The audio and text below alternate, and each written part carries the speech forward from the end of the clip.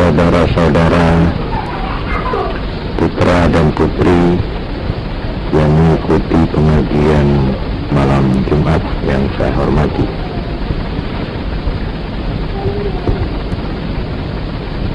Sebenarnya sistem pengajian atau bagaimana sebaiknya pengajian ini diatur, saya sendiri masih mencoba-coba, yaitu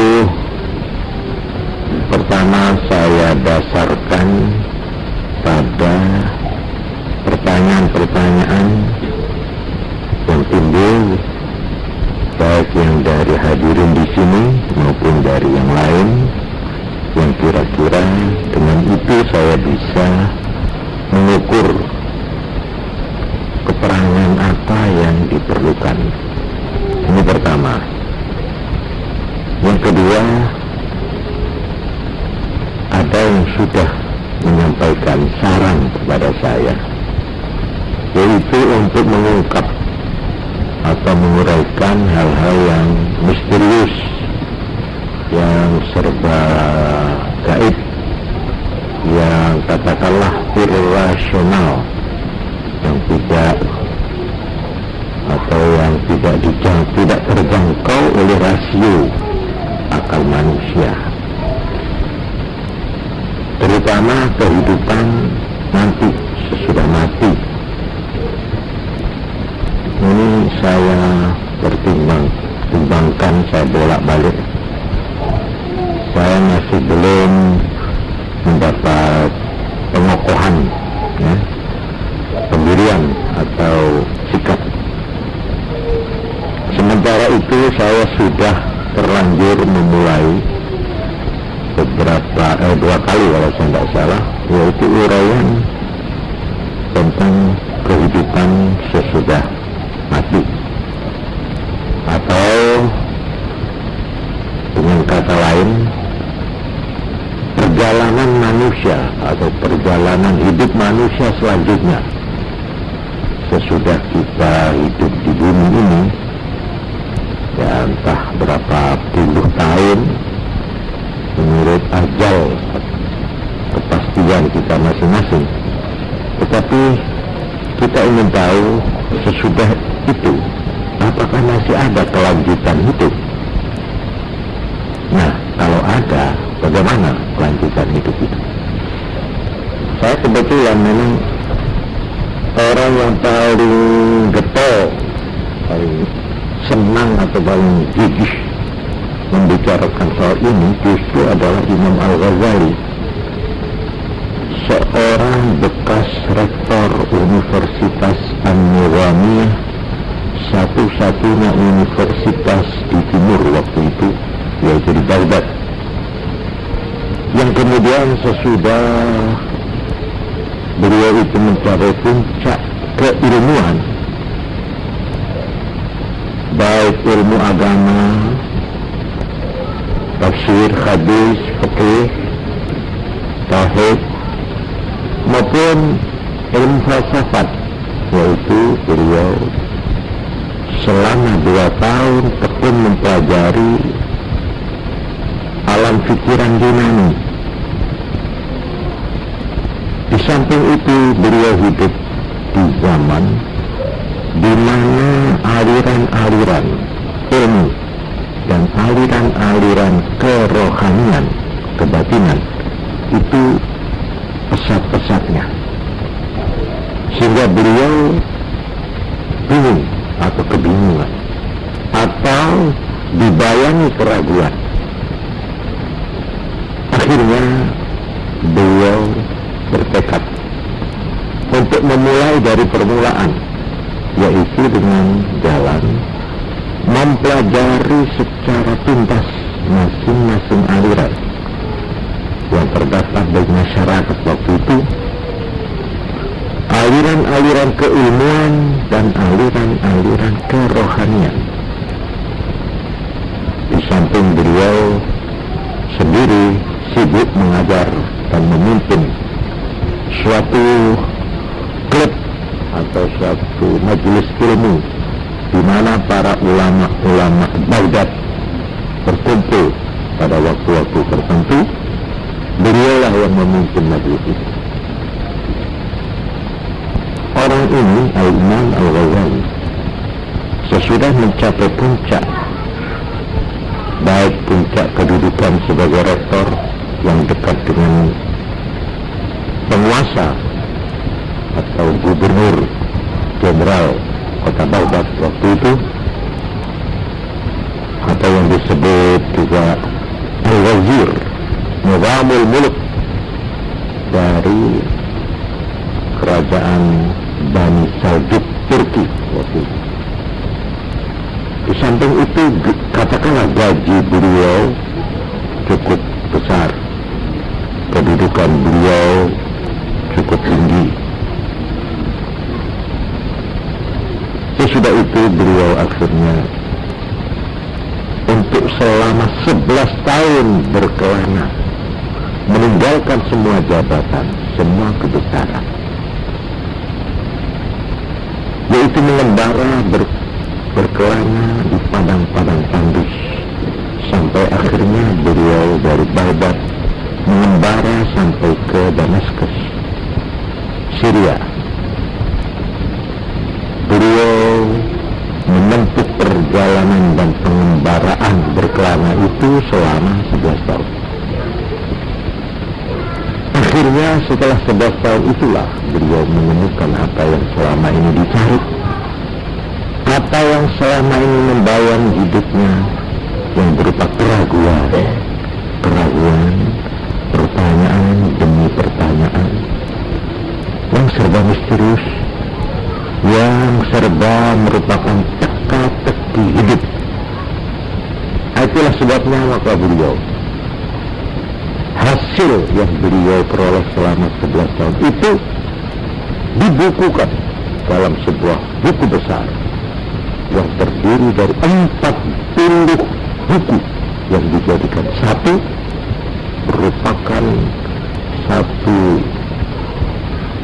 ensiklopedi tentang hidup dan kehidupan ini yang disebut Ihya'ul Ulumuddin, menghidupkan kembali ilmu-ilmu agama.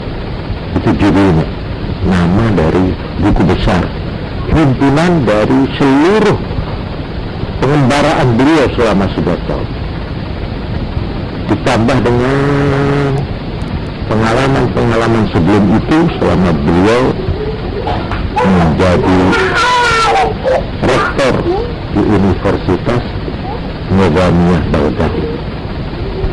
Jadi menurut hemat saya, uraian-uraian beliau ini cukup representatif, cukup benefit, cukup dapat dipercaya, cukup dijadikan bahan pertimbangan dan pemikiran kita.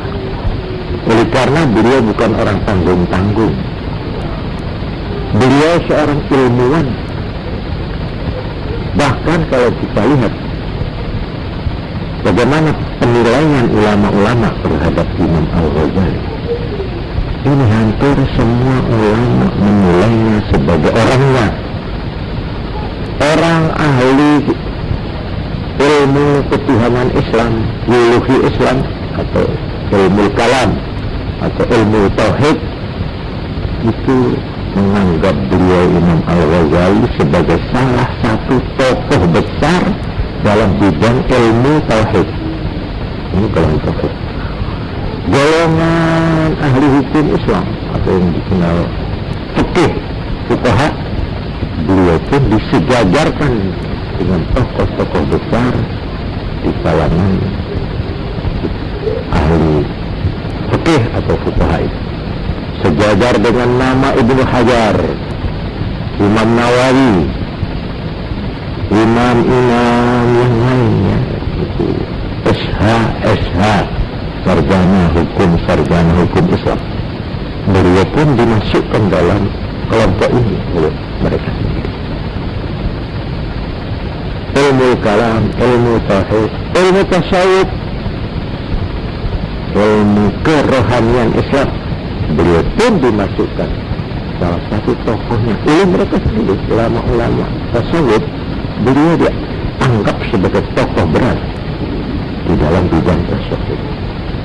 Yang hebat lagi, di kalangan golongan ahli falsafat Islam, filosof Islam macam Ibnu Sina, Al-Farabi, beliau juga dimasukkan salah satu di antara deretan filosof atau filosof atau ahli falsafat Islam yang terkemuka.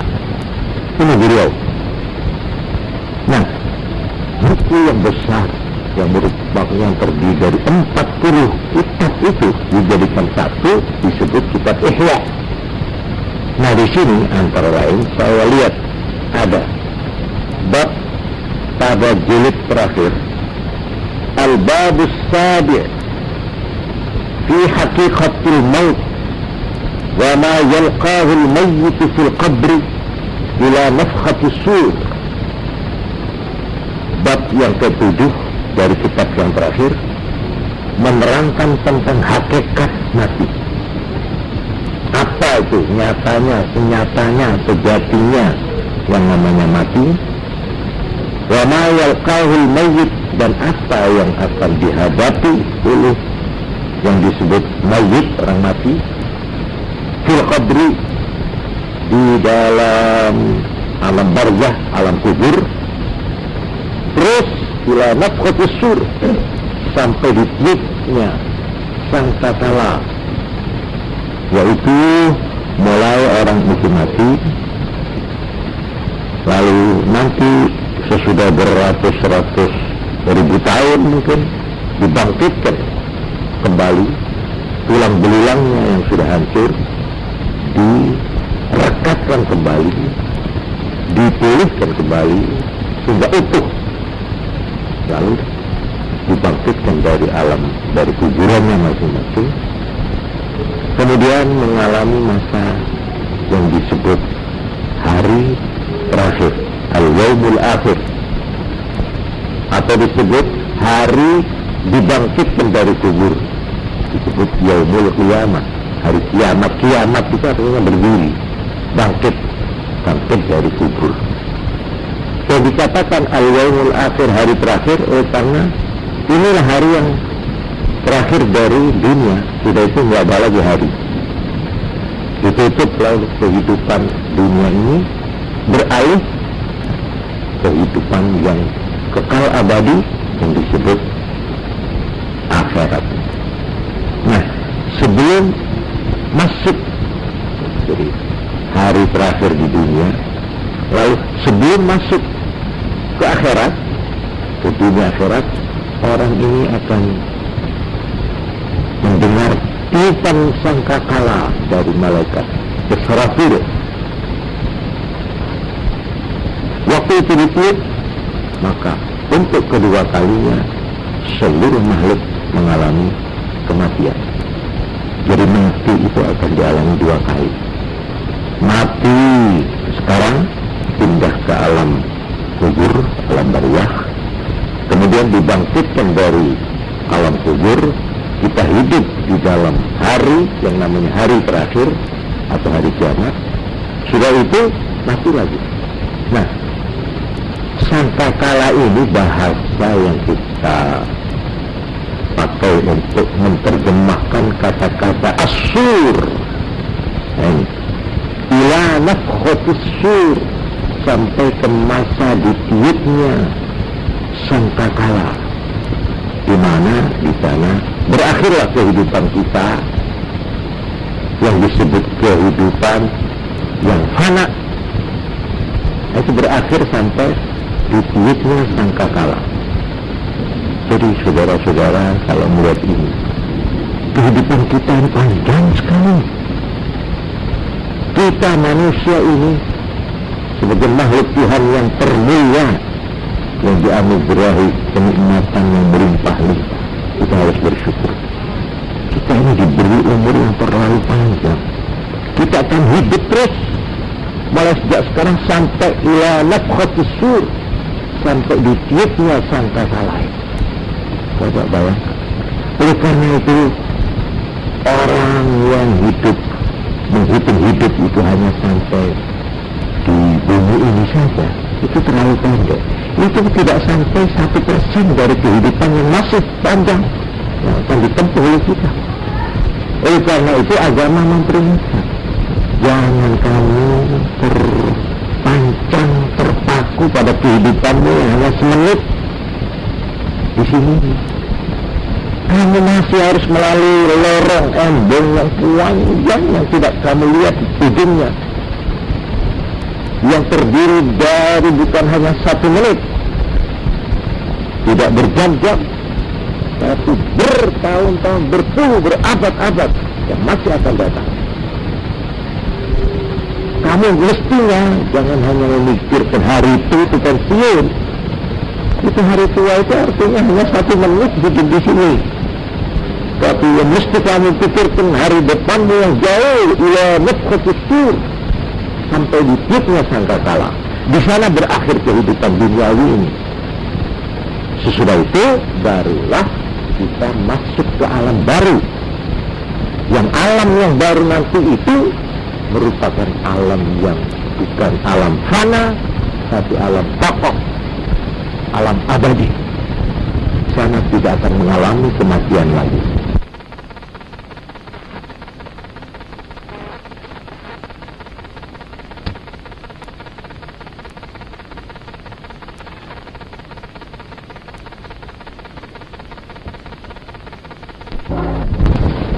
Tidak akan mengalami kematian lagi.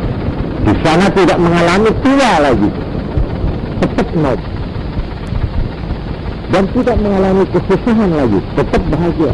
Mereka maut perjalanannya selama itu. Nah, itu yang disebut alam akhir. Nah, orang yang beriman sampai di sana pikirannya, dia berpikir, dia bercita-cita, dia berangan-angan sampai ke sana, bukan sampai hari tua di sini. Umumnya kita cuma mikir bagaimana bisa kalau tua pensiun, anak senang, bisa rest, bisa tenang, bisa santai, bisa enak. Memang itu juga harus dipikirkan. Tapi kehidupan kita di bumi ini, katakanlah 1 menit, kalau kita lihat jangka hidup yang masih panjang. Nah, untuk melihat masa yang akan datang inilah Imam Ghazali bersedia dengan bersusah payah mengumpulkan baik dalil-dalil dari Quran, dari hadis. Kita tidak akan tahu apa yang akan terjadi besok kalau tidak mendapat petunjuk dari yang membuat segala-galanya, pencipta agung, yaitu Tuhan sendiri. Tuhan memberitakan ini ya, kan besok mati ini perjalanan diteruskan. Nabi membantu memberikan penjelasan gini. Masalahnya sekarang percaya enggak kamu? Enggak percaya, sudah. Kalau begitu sudah stop. Habiskan umurmu, kebahagiaanmu, kesenanganmu di sini aja, di bumi ini saja, 1 menit ini. Silakan.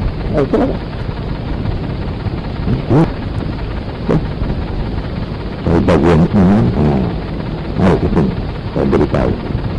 Kamu ini manusia, makhluk yang oleh Tuhan sudah ditetapkan. Kamu adalah makhluk yang abadi, makhluk yang tidak akan sirna selama-lamanya. Tidak sirna, kamu akan abadi dan akan mengalami hidup abadi nanti, yaitu dalam alam abadi yang disebut alam akhirat. Pertama, percaya, bahagia dan optim. Sekarang bersiaplah untuk mencari bekal. Bagaimana saya bisa menyambung sampai ke sana itu, ila nafkhatis sur, sampai tiupan sangkakala itu. Kata Ghazali, maka berbekallah.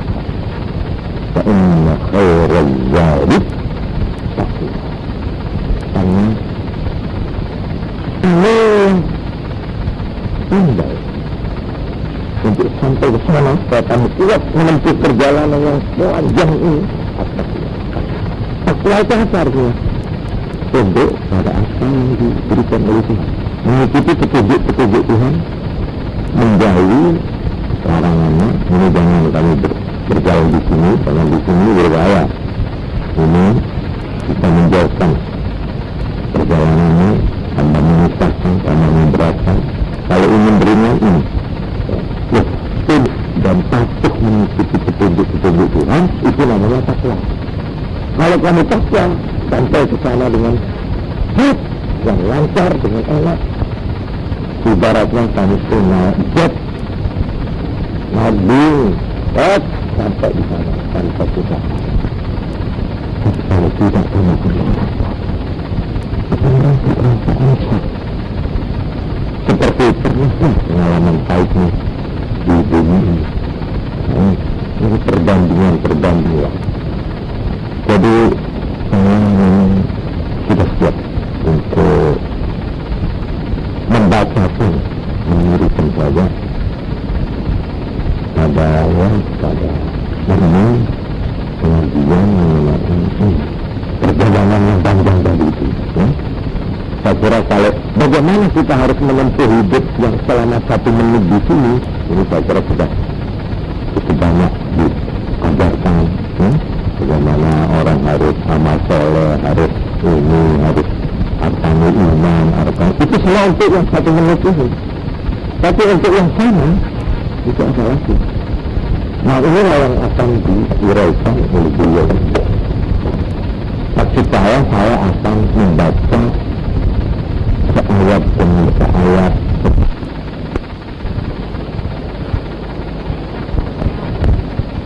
untuk tidak mengemukakan komentar saya,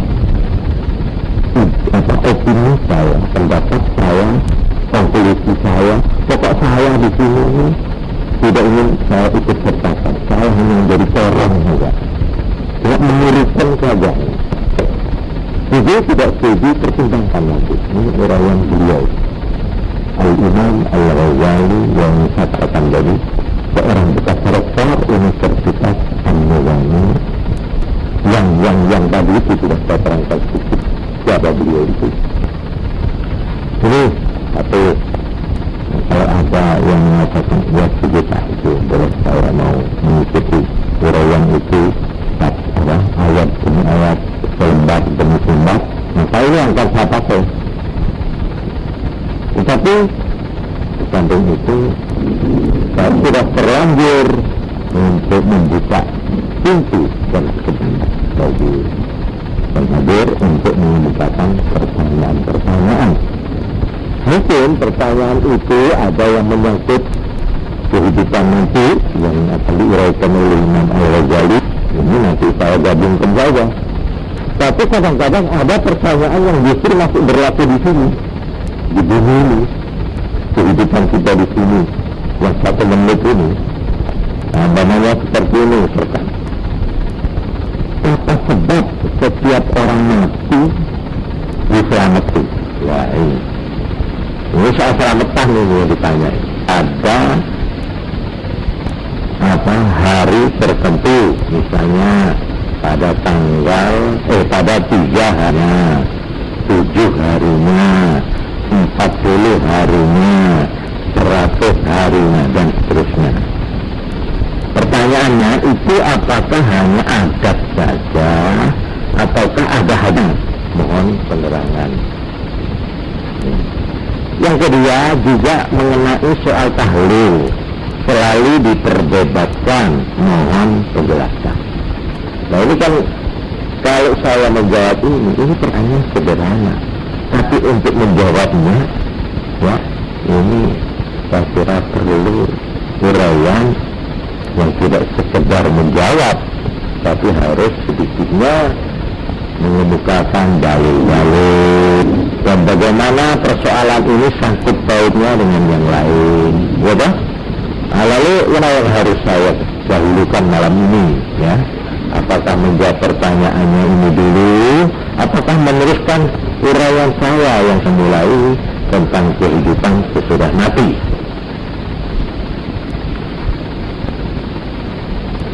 Silakan.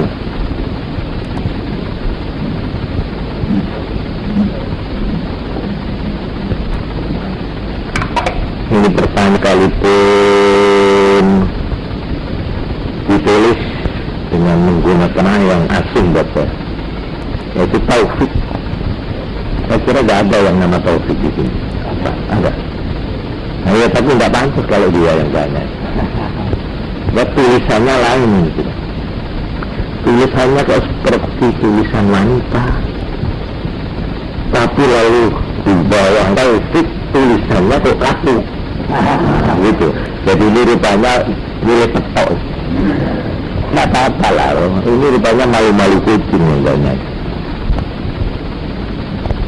Nah, berjanji kalau ada pertanyaan, tidak ada penanyanya, saya tidak bersedia menjawab, gitu. Nah, sekarang mengaku aja, ada penanyanya enggak ini selain taufik? Ada?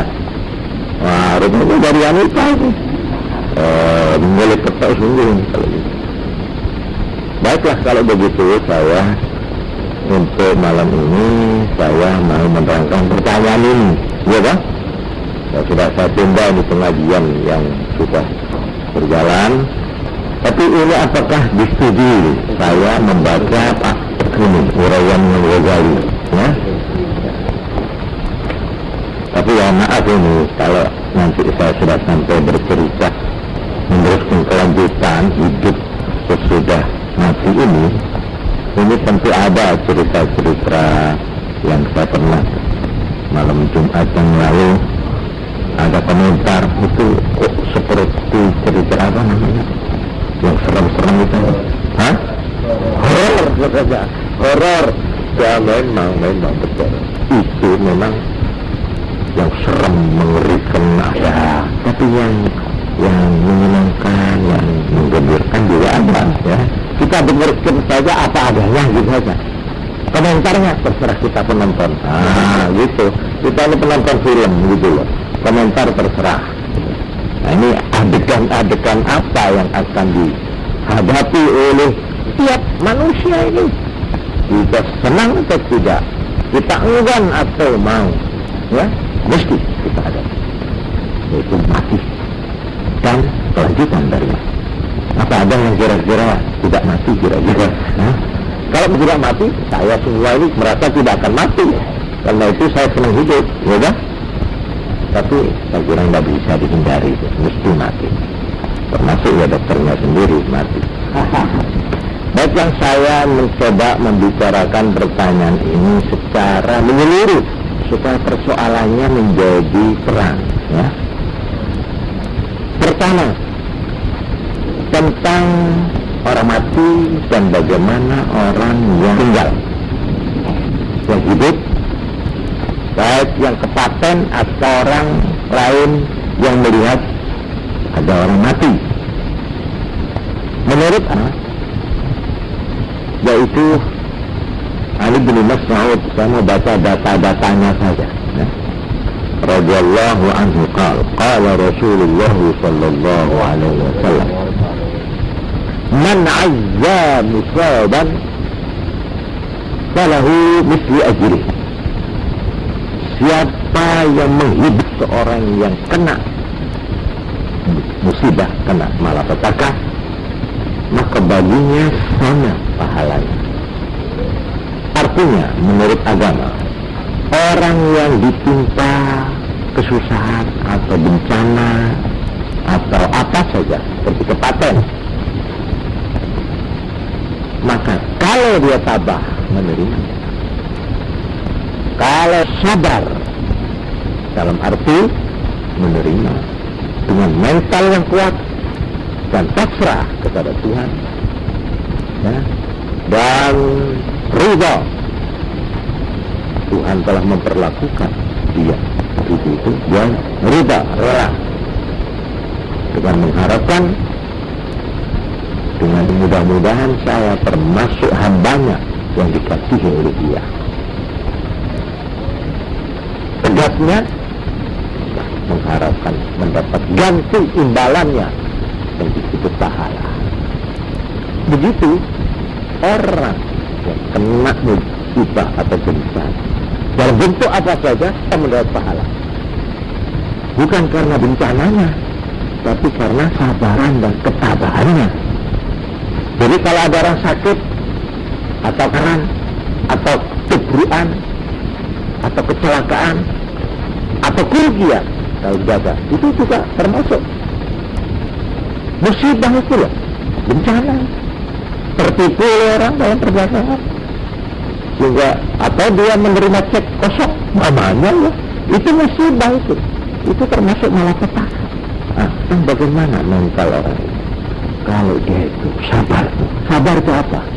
Sabar itu artinya tidak ada shock, tidak kegoncangan sehingga dia pingsan atau dia lalu grogi atau dia lalu hilang kesadarannya atau apa itu tidak normal lagi pikirannya.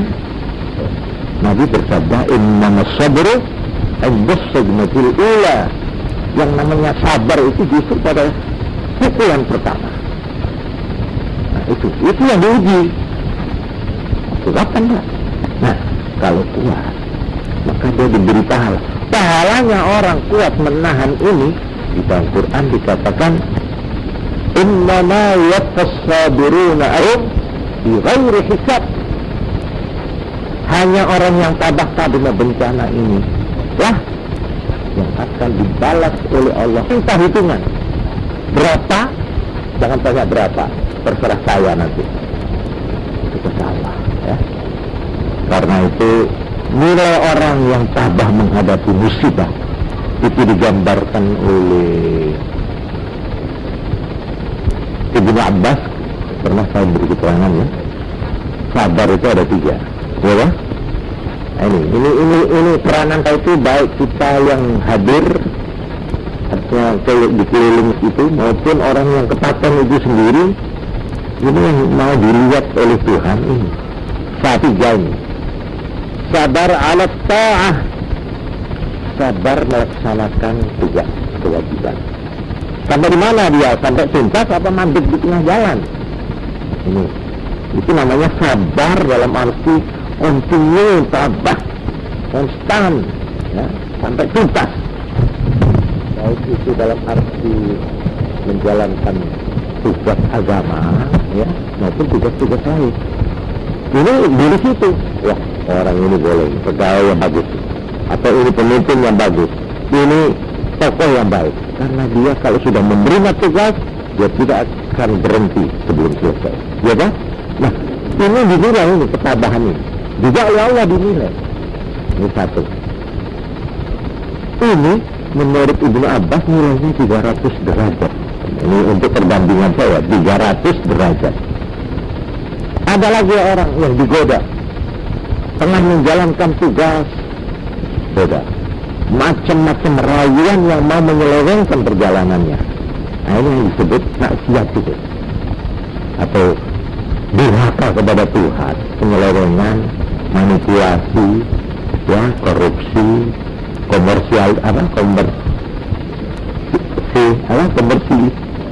komersialisasi dan segala sisi-sisi yang tidak baik itu, ya, itu penyelewengan dalam bahasa agama disebut maksiat. Jadi maksiat itu durhaka menentang perintah Tuhan. Saat pada Tuhan itu maksiat. Ya, maksiat itu adalah bentuk besar, ada yang sedang, ada yang kecil. Itu jatuh, ya. Tapi segala penyelewengan itu namanya maksiat. Ini justru yang akan memberikan taat tadi itu, menjalankan tugas dinilai 300 derajat. Lalu rayuan-rayuan untuk nyeleweng, menyimpang dan sebagainya, kalau kita tabah, ya, untuk tetap bertahan, tidak mau dirayu, ya, umpamanya ini ketabahan ini dinilai 600 derajat. Jadi nilainya lebih tinggi dari tadi, iya kan? Kita berjalan menjalankan tugas terus, dirayu, tidak mempan, jalan terus. Tahu-tahu ketiban apa? Tujuan umpamanya ada pohon tumbang lah, katakanlah ya, tumbang. Kan mau tidak mau, tidak bisa mengelak itu. Berat. Atau sementara menjalankan tugas, dirayu-rayu tidak mau, wah, akhirnya selut umpamanya. Tapi karena hal-hal yang tidak terduga. Ini musibah. Ini namanya musibah. Tapi sekalipun kita kena musibah, kita sampai mudah sulit membentur tepi jalan banyak. Bagaimana sikap mental kita? Masih tetap ingat tugas untuk meneruskan perjalanan, apa lalu nangis di situ? Terus bunuh diri di situ? Terus putus asa di situ? Ada di musibah ini dimulai kalau kita berhasil tambah 900 derajat. Inilah nilai agama. Ini semua sabar. Yang pertama sabar menyelesaikan tugas dinilai berapa? 300 derajat. Ini untuk sekedar perbandingan saja ya. Kita dirayu-rayu, digoda untuk tidak meneruskan perjalanan ini. Kita lawan tabah bertahan, kita dinilai 600 derajat. Kalau kita mendapat kecelakaan tiba-tiba yang mendadak ya, entah kita apalah ya, tabrakan apa ya, itu seperti kepaten ya, saya tahu kita bersama istri kita mati jajak di mobil itu ya, kok mati kan jajak dia opo gitu loh. Saya opo ini tugasmu itu mau kau teruskan apa enggak? Ya, loh kalau tidak kamu itu dapat nilai berapa? 900. Ini loh gagahnya orang yang tetap sekali tugas kita harus selesaikan. Orang yang bersembahyang begini, ini nilainya di mata agama.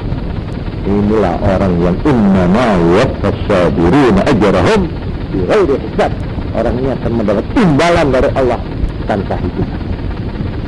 Nah, sekarang kita kembali pada orang kepaten. Nah, di sini kita yang melihat peristiwa ini, kecelakaan, bisa merasakan betapa terpukulnya orang ini. Kalau dia kemanten baru, betapa. Kalau dia sudah beranak, justru karena banyak anaknya itu, betapa susahnya. Iya dah, memikirkan anaknya tak kurat. Ya. Ini apa ditinggal bapak itu? Mama bapak itu, iya dah. Yang masuk Joko juga begitu. Aduh, kasihan. Iya dah. Dia tidak pernah mengetahui yang namanya hidup. Wah, iya dah. Belum pernah apa-apa, dia sudah kesusu namanya. Ini semua kesedihan-kesedihan. Kita yang melihat, dikatakanlah, siapa yang menghibur orang yang kena bencana, maka kalau berhasil orang itu dan tabah tersebut, terus tantangannya, umpamanya ya, dihibur, diperkuat hatinya sampai berhasil, maka orang yang menghibur ini mendapat pahala sama dengan pahalanya orang yang kena musibah itu sendiri. Ini jelas ya. Menghibur ini namanya ta'ziyah. Ta'ziyah itu cara ngelayat, ya, ngelayat atau ngelawat ya, ta'ziyah. Atau dalam bahasa modern bela sungkawa. Jadi bela sungkawa itu jangan nambahi sedih, nambahi aduh, kok gak balik ulang kalau biar ditinggal bujuku ya, oh, itu butuh ta'ziyah ini sebenarnya. Ini justru yang dilarang. Ini yang namanya niyahah. Niyahah itu meratapi nasib, meratapi kesedihan. Ini haram. Apalagi lalu yang namanya an-najdi, ngitung-ngitung kebaikan yang mati dengan tujuan enak, gak lilo. Tuh, mas kula itu paling hati sak dunia. Tuh, penuh masalah paling anu itu pasaknya ditinggal. Tuh, kok malah kok walas menut pangeran itu. Duh, kok bapak itu sedih-sedihnya kok ora aku. Loh, itu bisa begitu. Ini mayat itu tersendat-sendat ya. Karena ditangisi ya apa? Arab menghadap Tuhan, ditarik-tarik buntut. Kan dia kan mau maju, tarik lagi sampai ada orang mau mati ya. Ini saya melihat sendiri waktu keluarganya itu menangisi dalam arti tidak lilo ya. Jangan betul, itu Tuhan. Tapi tersiksa ini, nyawanya sesempuh sedikit. Lalu, begitu lagi. Sama Rai itu istrinya. Tega kamu melihat begini nih ya? Disiksa suamimu ini sekarang. Karena engkau merasa, karena kau tidak rela, tidak ridha melepaskan. Ayo teruskan, biar dia dipermainkan oleh malaikat maut. Ya baru merasa sentak gitu.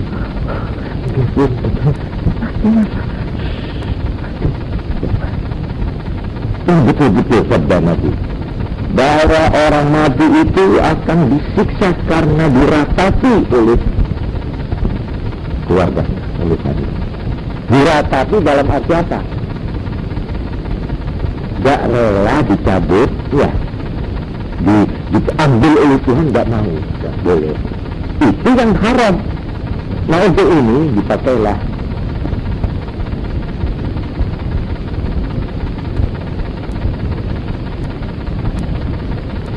coba ini saya teruskan dulu tentang hadis-hadis bagaimana pahalanya kalau orang takziah meneguhkan hatinya orang yang kena musibah itu ya. Man azza sakla kusya burza atau barza, hadis dari Abi Barza. Siapa yang menghibur janda, orang yang kehilangan suami atau anak, dia akan diberi pakaian kebesaran oleh Tuhan. Dalam hadis yang lain, ma min mu'minin yu'azzi akhahu bimusibatin, tidak ada seorang yang beriman yang mentakziah, menghibur saudaranya karena malapetaka, illa kecuali qasahullahu azza wa jal, nanti dia akan diberi pakaian oleh Allah min hulalil karamah, dari pakaian kebesaran yaumal qiyamati, pada hari kiamat. Jadi takziah ini termasuk perintah agama. Jadi ngelawat atau apa? Ngelayat atau nyelawat, ini yang benernya yang mana ini? Nah, orang bener ini kalau nyebut ngelawat. Tapi kalau di Jawa Tengah apa itu ngelayat, maksud bener itu ngendi? Apa ya pada bener? Ngelayat itu sunat. Sunat. Yang namanya ngelayat bagaimana? Ada 4. Ini supaya kita tahu apa yang harus dilakukan waktu kita itu ngelayat atau ngelawat. Ya. 1. Wal amru bis sabri, yaitu menganjurkan supaya tabah menghadapi, entah dengan bahasa redaksi bagaimana terserahlah. Bagaimana orang yang ketaatan itu suka tabah menghadapi musibah ini. 1. Walhamdu alaihi biwa'adil ajri wa tahdhir minal wizri bil jaza, memperingatkan janji pahala dari Tuhan buat mereka yang tabah, dan memperingatkan orang itu ancaman Tuhan kalau sampai dia menyesal, gelo, tidak terima, ngersulah dan sebagainya. Ini memperingatkan bagaimana agama memberikan pahala kalau tabah, sebaliknya kalau ngersulah bagaimana ancamannya. Ini yang kedua yang tadi. Nomor 3, waddu'a lil mayyit bil maghfirah. Takziah itu yang ketiga, mendoakan kepada yang mati supaya mendapat ampunan. Jadi bukan main domino, bukan. Di situ ada kan cara belasungkawa model yang lain-lain itu ada itu. Situ lalu ketawa-ketawa, main-main, minum-minum, tak main. Itu nggak tepat cara agama Islam loh ya. Mestinya kita doakan kan. Kita harus membaca doa kepada mayit ini supaya mendapat ampunan. Hadisnya ada ini, yaitu yang pernah saya baca, idza hadartumul mayyita, ya lah, au maridan fal ya apa? Wa qulu khairan. Fa innal malaikata yu'minuna 'ala ma taquluna ya.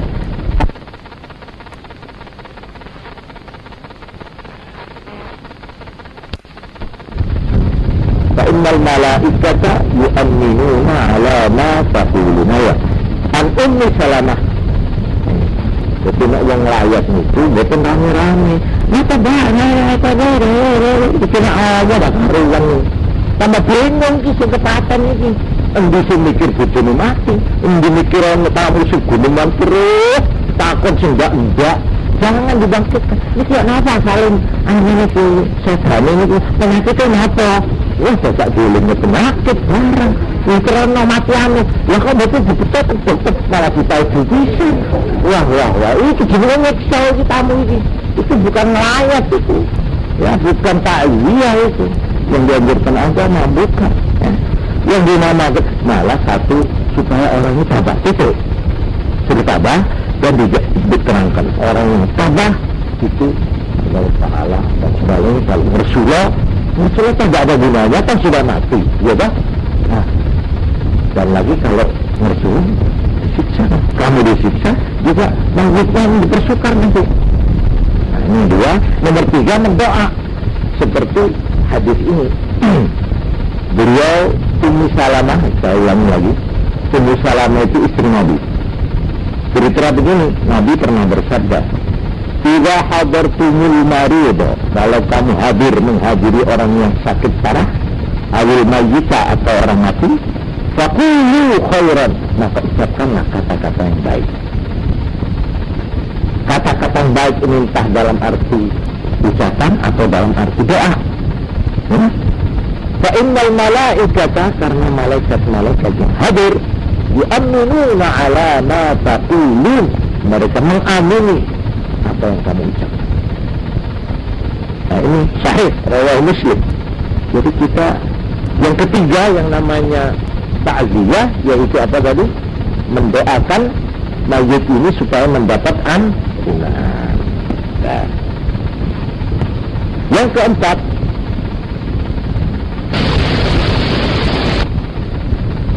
walil hayyi bijabril musibah, mendoakan yang hidup, istrinya atau suaminya yang masih hidup, doakan mudah-mudahan dia dapat imbalan, dapat ganti, dapat apa itu perlindungan dari Allah yang lebih baik daripada ketika yang mati itu masih hidup. Jadi kita mendoakan yang hidup, ya bukan mendoakan supaya lekas-lekas dapat suami baru, bukan, atau lekas-lekas mendapat istri baru, bukan. Jangan begitu, itu menusuk perasaan itu, ya nggak kena itu. Tapi kita mohon begini, ya Allah, yang dicabut suaminya atau istrinya ini, ya mudah-mudahan ulangmu, jangan engkau kurangi perlindunganmu, perlawananmu, ya, terhadap dia. Bahkan kami mohon, lebarkanlah rezekinya, karena dia sekarang sudah kehilangan. Itu yang betul. Banyak orang perempuan ini, kita ini, ketika ada suaminya, hidupnya itu biasa. Orang semua khawatir waktu dia ditinggal suaminya, dia akan menderita. Justru sebaliknya, rezekinya dibuka oleh Allah, sehingga dia itu ketika suaminya baik, malah bagi rezeki dia perempuan ini. Ya entah, biasa saja, malah kita ini cukup. Adik-adiknya itu, anak-anaknya, bisa dikawinkan semua dengan cara yang di luar dugaan. Ini betul, saya berani menjadi saksi. Saya cuma malu menyebut siapa-siapa janda yang begitu. Tapi saya banyak itu maksud.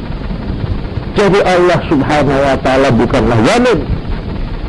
Tuhan tidak kejam kalau dia mencabut suami orang itu atau istri itu. Ada hikmah. Justru ini sendiri ya merupakan testing ujian iman, toh. Nah inilah, jadi saya maka di sini ada suatu lafal yang secara bahasa Arabnya yang perlu diucapkan. Ini boleh diingat-ingat ini, ya. Azzamallahu ajrak atau a'zamallahu ajrak. Ini kita berbelasungkawa kepada orang kepaten. A'zamallahu ajrak, mudah-mudahan Allah memberi pahala hidup dengan pahala yang besar. Jadi satu, a'zamallahu ajrak wa ahsana izzat, dan mudah-mudahan Allah lebih baik menghibur engkau terhadap malapetakamu itu. Engkau akan mendapat hiburan dari Allah yang lebih baik. Wa ghafara limayyitik, dan mudah-mudahan Allah mengampuni orang yang matimu, atau mayitmu yang mati. Wa jabara mustak, dan mudah-mudahan malapetaka atau musibahmu ditempel oleh ibarat golongnya ini ditempel oleh Tuhan. Au akhlasa alaik, mudah-mudahan kamu diberi ganti imbalan lebih baik. Tapi ya jangan disebut mudah-mudahan dapat suami yang baik, jangan. Yaitu saya sendiri, jangan begitu. Itu dosa itu. Orang susah lah diintip-intip. Nggak boleh, itu frikik gitu namanya. Ya. Jadi inilah ucapannya tiganya. Mudah-mudahan engkau mendapat pahala yang besar ya atas niat ini. Mudah-mudahan Tuhan akan memberikan hiburan, penenang.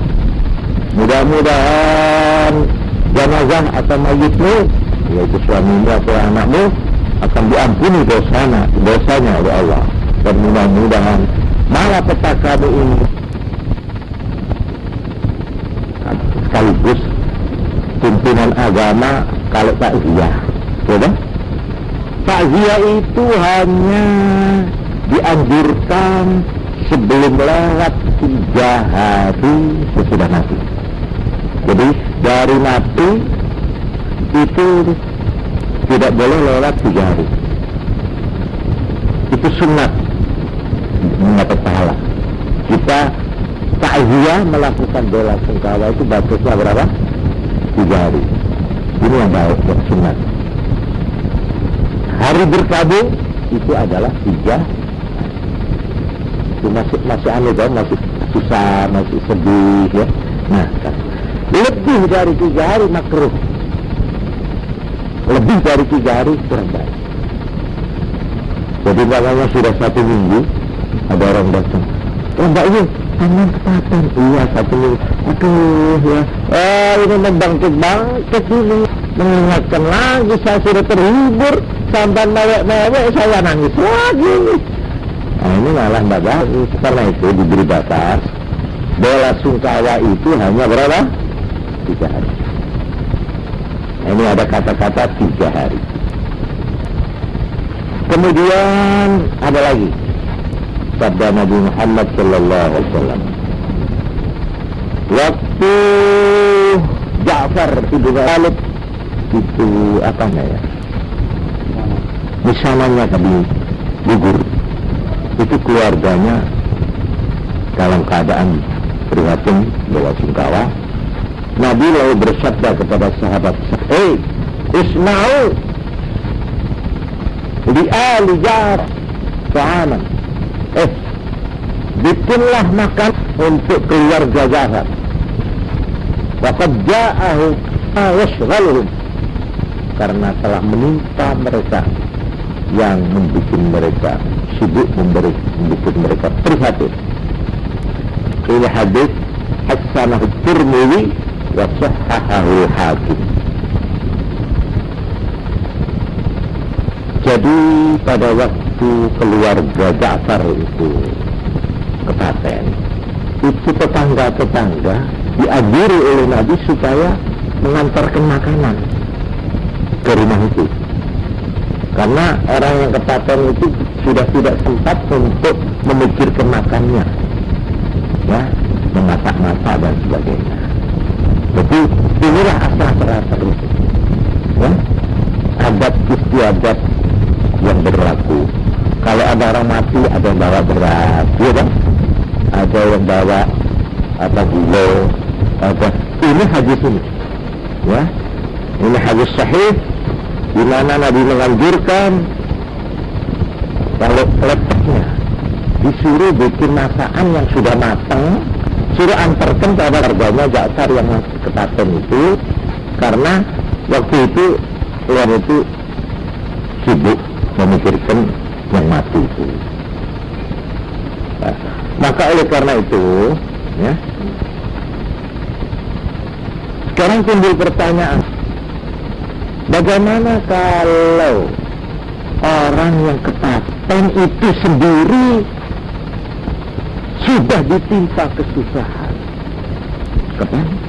masih harus menyiapkan makanan-makanan, masih harus dia itu bersusah yang masak-masak untuk menghormat mereka yang ngelawat atau ngelayat tadi itu. Bagaimana? Nah, di sini ulama-ulama membicarakan dan menemukan sebuah hadis, yang hadis inilah asal mulanya timbul pendapat di kalangan orang Islam, sebagian umat Islam, bahwa kumpul-kumpul di rumahnya orang ketaten itu ada mengatakan makruh, ada mengatakan haram, yaitu hadis ini. Rawal Imam Ahmad wa Ibnu Majah bi ajin sahih an Jarir ibn Abdullah al-Bajali qala kunna na'uddu al-ijtima'a ahli al-bait wa san'ahum at-ta'am min an-niyahah.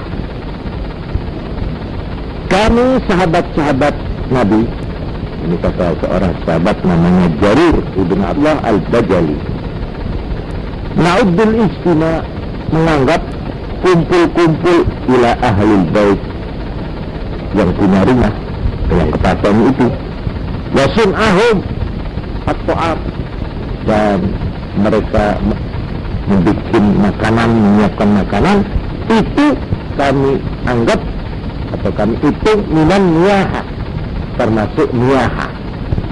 Apa niyaha? Niyaha itu yaitu mersuo, meratapi yang mati dalam arti tidak terima. Jadi ditafsirkan di sini niyaha wa wajhu abdihi minan niyaha ma fihi min shiddatil ihtimami bi amril hazan awi bi amril huzn. Dari sudut mana kok dianggap ini sebagai suatu niyaha? Oleh karena terlalu memperdalam dan terlalu mempersangat prihatinnya dan kesusahannya orang yang tertimpa musibah ketaten itu. Kemudian di dalam penjelasan lebih jauh, apa itu niyaha? Dalam bentuk apa niyaha itu? Yang diharamkan yaitu satu, al-buka'u ma'araf is-saut wan najdi wa haram minal kabair. Ini penjelasan ahli hukum Islam atau fuqaha. Yang dimaksud niyahah ialah menangis dengan mengangkat, menyaringkan suara, dengan melolong-lolong, ya? Jadi nangis yang keras itu niyahah. Itu tandanya tidak terima itu. Aduh, kok bapak itu, kok ditinggal aku, kok mentolakannya. Ya ini tidak boleh, ini haram dan termasuk dosa besar. Nah, yang najib dan najdi, ngitung-ngitung keapiannya yang itu. Jadi kebaikannya itu hilang sekarang karena mati. Itu disusali, ditangisi, dirasa begini, ini niyaha. Ini kan tidak menerima, no, artinya. Hanya diharamkan ininya loh. Ini satu. Nomor dua, wa syaqqu thawbin wa mislih, wa syaqqu thawbin, merobek-robek baju. Samanya itu sambil merobek-robek tubuhnya, iya, atau terus apa, kotrek-kotrekan fotonya dirusak, lemari ini dihidur. Ini haram, ini termasuk niyaha, tidak terima ya. Juga wa misli khudud, mentinggi itu lebih itu coba-coba itu apa katanya itu mati ini dosa, ini dilarang ya. Tidak usah selamatan begitu aja haram begitu. Ini guling-guling namanya, dosa itu yang semuanya tersiksa itu karena dia digodoli oleh keluarganya. Ya masyur syar, ya ini, dan nguri-nguri rambut rambut tidak digelung dia, semrawut kabeh kata elek rupanya.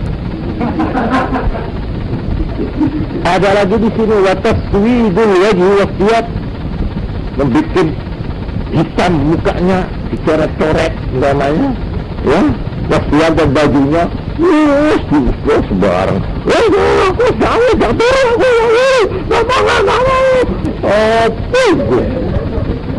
ini tidak boleh begini. Ini yang niyaha, ini yang dilarang. Jelas ya, haram itu. Jadi Kanjeng Nabi Muhammad sallallahu alaihi wasallam menegaskan soal yang dimaksud niyaha ialah dalam sabdanya laisa minna, tidak termasuk kita. Madarabal khudud, siapa yang menempilingi, memukul pipi, wa syaqqal juyub, dan merobek-robek saknya itu dirobek-robek, wa da'a, dan bengok-bengok di da'wal jahiliyah dengan seruan-seruan yang tidak berbau agama. Jahiliyah ya, entah dengan cara kenapa adik mendahului aku, mamanya, bukankah baru kemarin kita di jembatan, mamanya, apa itu, nggak boleh itu, apa kata-kata apa itu, ya ini hanya kesenian ini Pak, kesusastraan, deklamasi terakhir katanya. Gak usah deklamasi ya. Itu yang dinamakan wajah da'wal jahiliyah yang tidak berbau agama Islam. Tetap. Wa qala sallallahu alaihi wasallam, an-naihatu idza lam tatub, orang yang niyaha, artinya orang yang melolong-lolong, yang nangis-nangis tadi itu, idza lam tatub, apabila dia tidak bertobat, tuqamu yaumal qiyamah, dia akan dibangkitkan di hari kiamat, wa 'alaiha sirbalun min qatiran, dia akan pakai baju terbuat dari qatiran, wa jara'un min al-jurab, pokoknya dia akan disiksa berbaju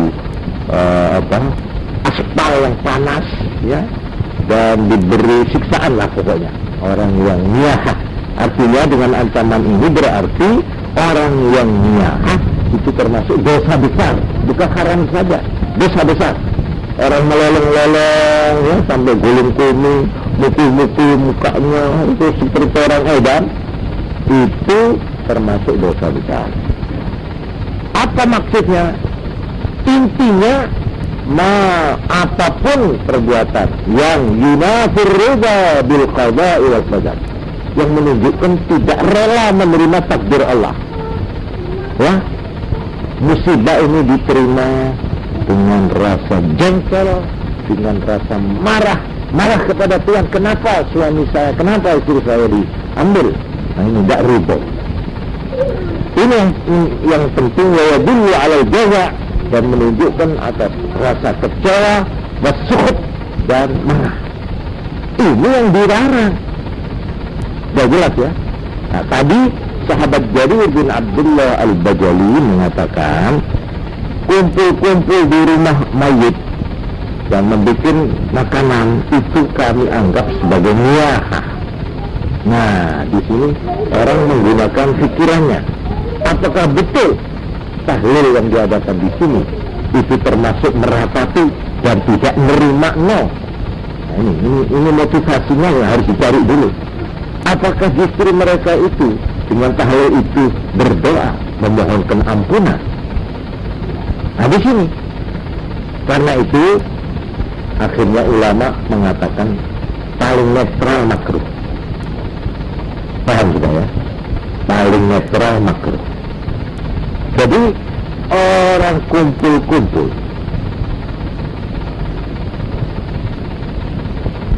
menurut aslinya, qala al-'allamah Ahmad ibn Hajar fi Tuhfatil Muhtaj li syarh al-Minhaj wa yusammi li jirani ahlihi ayyul mayyit tahiyatu ta'amin yushbi'uhum yawmahum wa laylatahum. Disunatkan bagi tetangga-tetangga orang yang kepaten untuk menyediakan makanan yang bisa mengenyangkan orang yang kepaten sehari semalamnya. Jadi sehari semalam itu bagaimana orang yang kepaten itu jangan sampai memikirkan soal masak-memasak, dicukupi oleh tetangga-tetangganya. Ini sunat. Karena hadis tadi itu, lil khabarus sahih, isna'u bi ali Ja'far ta'aman faqad ja'ahum ma yushghiluhum. Malah dikatakan orang yang kepaten itu suka dipaksa makan. Dan mungkin mereka itu diperperi, diberi makanan itu malah malu. Tapi supaya dimakan, sebab makan itu ya mungkin karena dia terlalu shock sehingga tidak mau makan, paksa makan supaya dia pulih kembali normal animnya itu ya. Kalau orang nggak makan kan malah tambah karuan. Ini aslinya ini.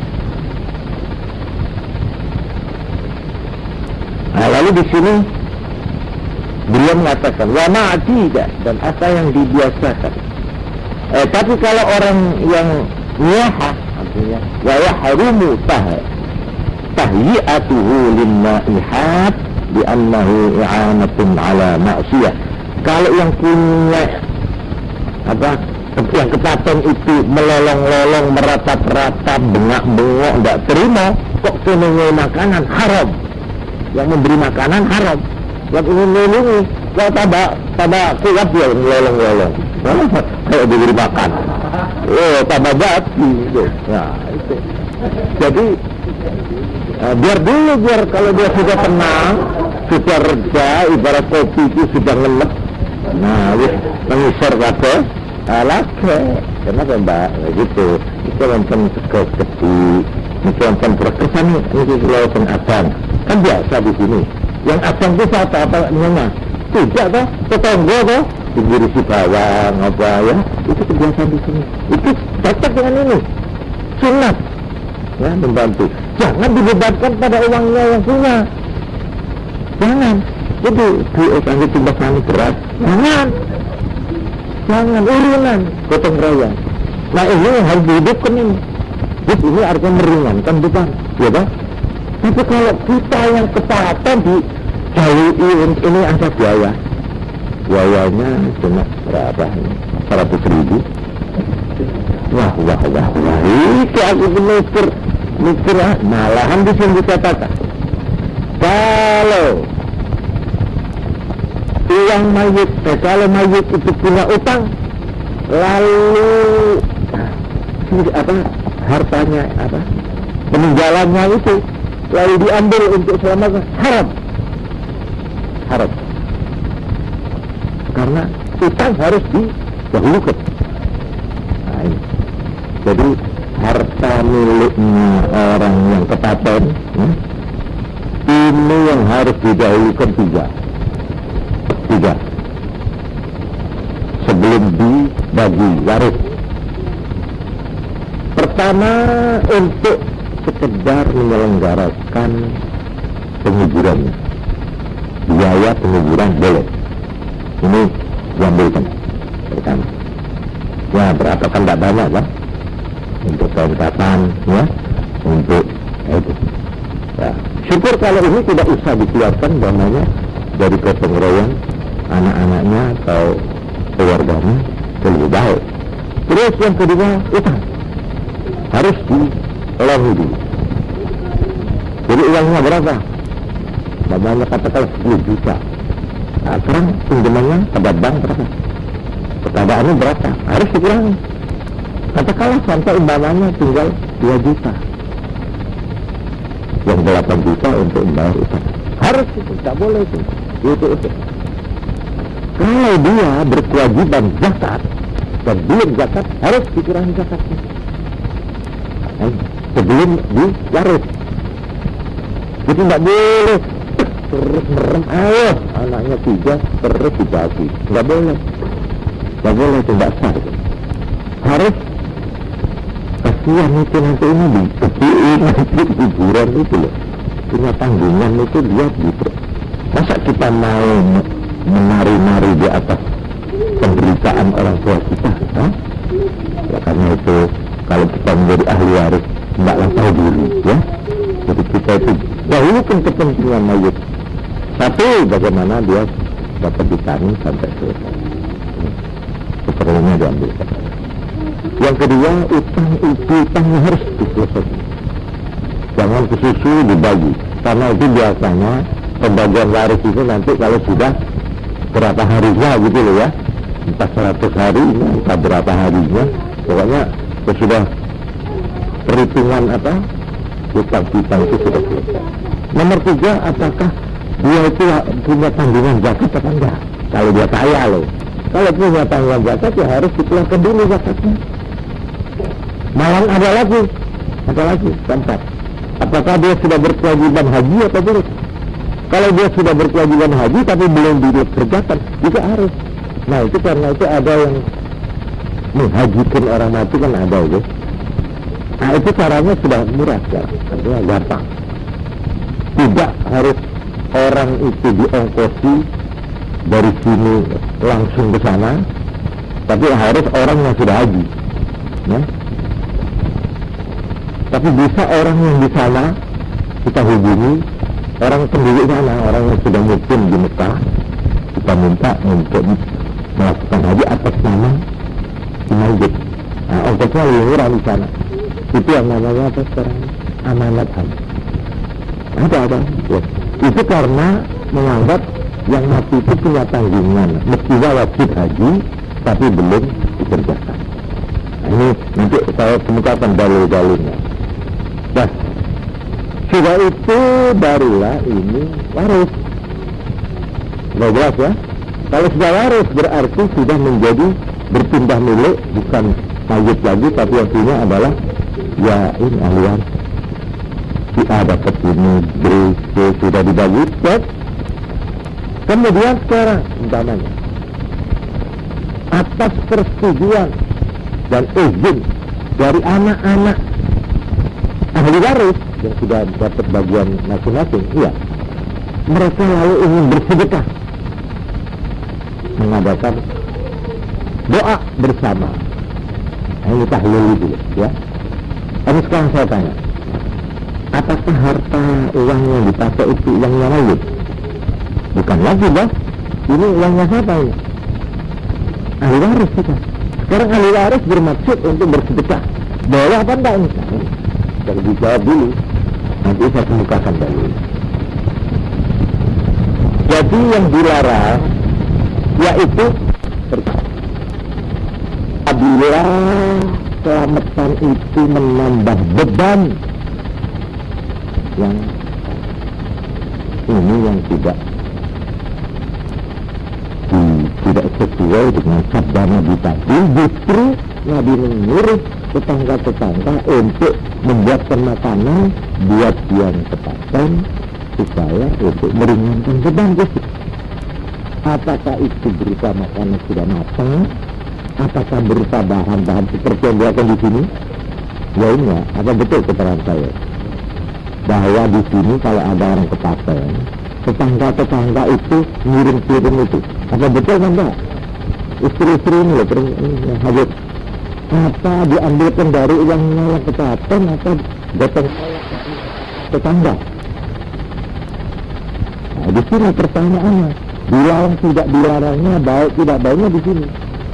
Kalau itu menambah beban yang kepaten, tidak baik. Kalau sedikit makruh, ya makruh. Tapi kalau diambilkan dari mayit yang punya utang, haram. Mengurangi harta apa? Mayit yang punya utang atau punya kewajiban tadi itu loh. Nah itu nggak boleh. Tapi kalau memang makanan yang disediakan di situ itu dari gotong royongnya tetangga dan teman-teman, oh bagus, itu sesuai dengan anjuran Nabi, isma'u li ali Ja'far ta'aman faqad ja'ahum ma yusbilu. Ini jelas mbak ini persoalannya. Ini satu tanya satu-satu supaya kita tahu dari segi mananya harus dilihat itu. Bagaimana? Apa yang bertanya merasa sudah terjawab itu? Siapa yang merasa bertanya atau mendengar?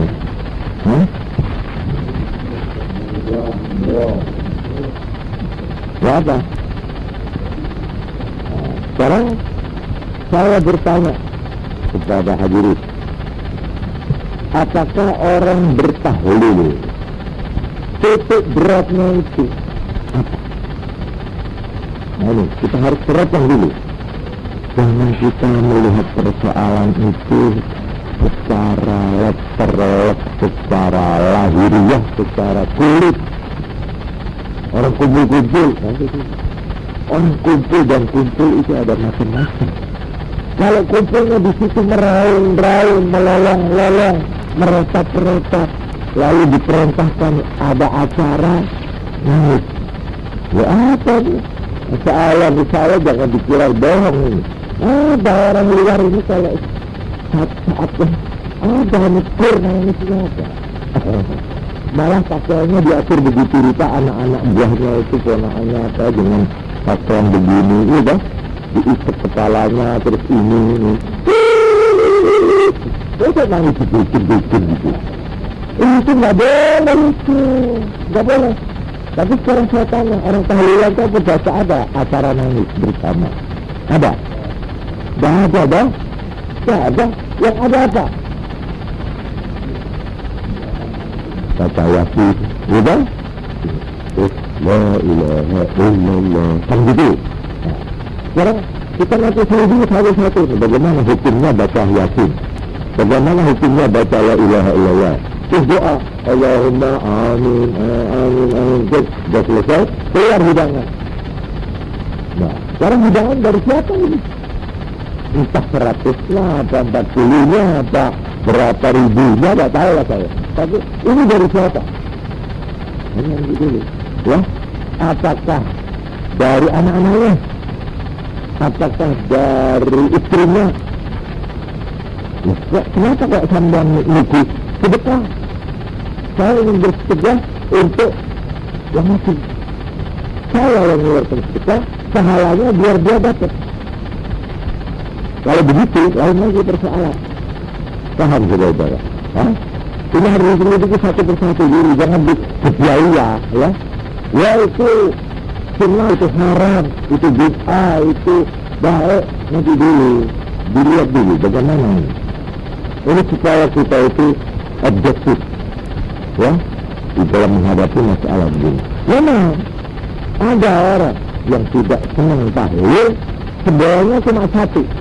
Janganlah membuat melarat orang, jangan menambah melarat orang yang sudah melarat. Ada itu, ya kan? Janganlah orang yang sudah memikul beban ditambah beban.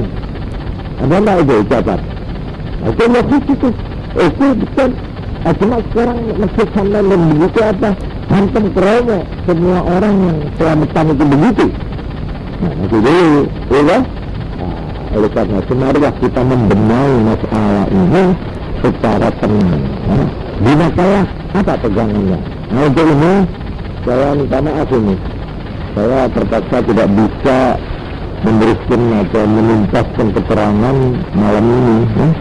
Saya akan mengemukakan minggu depan. Bagaimana dan apa yang dilakukan orang ketika melakukan tahlil dan apa dalilnya, baik Quran maupun hadis. Ini saya janjikan dalam Jumat yang akan datang. Yang terpaksa acara itu tadi yang pertama itu, yaitu untuk kitabnya Imam Ghazali tadi itu loh, yang untuk kelanjutan hidup nanti itu saya terpaksa ya tunda dulu. Jadi ini belum selesai jawaban ini.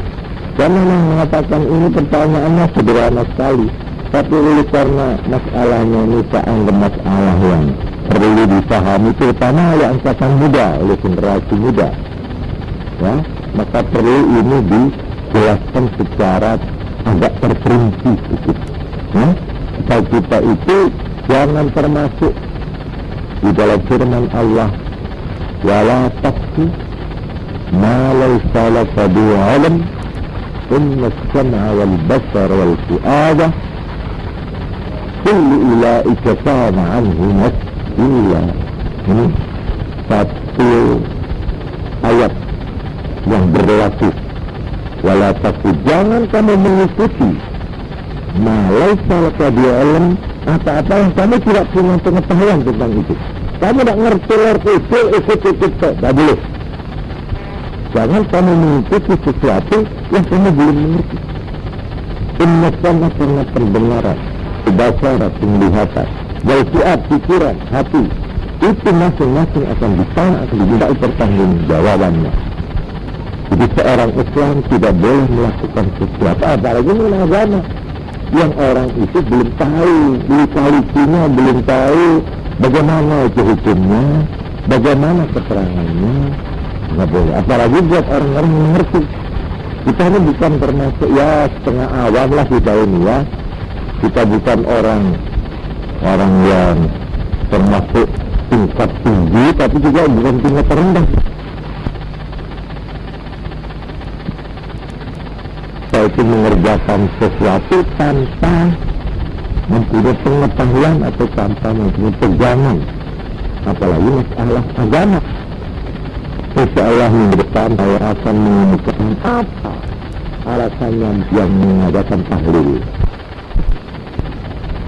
apa yang namanya upacara tahlil, natisi, apa itu hitung bilangan, ya, yang ditanya itu 7 hari, ada lagi apa 40 hari, 100 hari, ada lagi haul, ya, haul itu apa itu Pak? Mohon diterangkan, insyaallah nanti saya ya akan saya coba menjawabnya minggu depan. Memang itu ya, kita akhiri saja, dan saya kalau ada keterangan yang kepreset atau yang terlanjur kurang baik pada pendengaran atau keliru dan atau menyinggung, ya, saya mohon maaf ya. Dan kalau keliru dan tahu kekeliruan saya, mohon diperbaiki. Pokoknya saya minta dikoreksi. Dan saya kurang lebihnya saya mohon maaf. Assalamualaikum warahmatullahi wabarakatuh.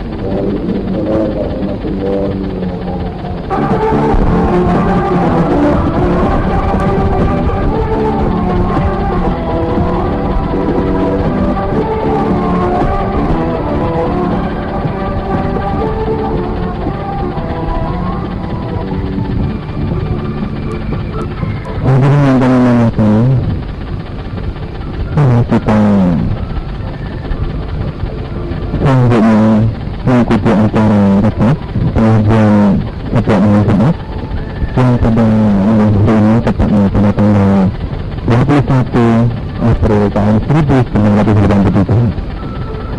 Hari ini bersama-sama kita menuju ke Pondok Pesantren SDT Putra untuk mendengarkan dan meresapi acara ceramah agama